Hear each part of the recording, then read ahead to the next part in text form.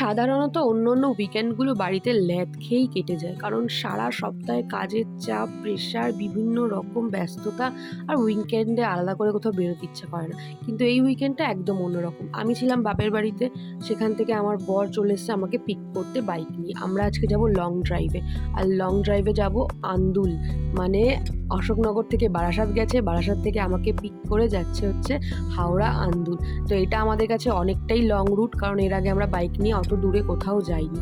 তো এক কাপ চা খেয়ে এনার্জি এনহ্যান্স করে আমরা বেরিয়ে পড়লাম।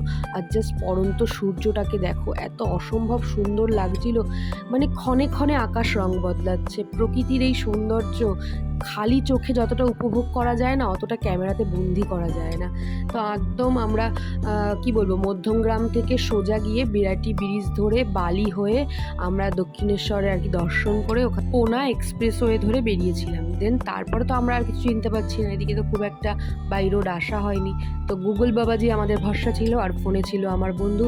সে সমানে আমাদেরকে বলে যাচ্ছে এদিক ওদিক সেদিক। তারপরে সে ব্যস্ত হয়ে লাস্টে আর কি রাস্তায় এসে দাঁড়িয়েছিল।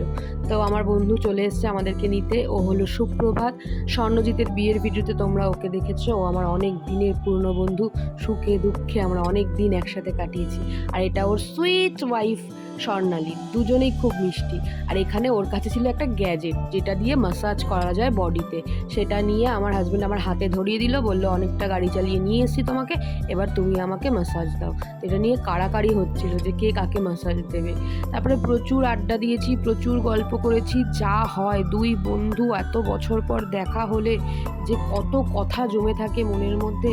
তারপরে এখানে খাবার রেডি হচ্ছে, যেহেতু শনিবার নিরামিষ, তাই এখানে এঁচোড়ের তরকারি, পনিরের তরকারি, লুচি, মিষ্টি, মানে সে একটা বীভৎস আয়োজন করা হয়েছিল।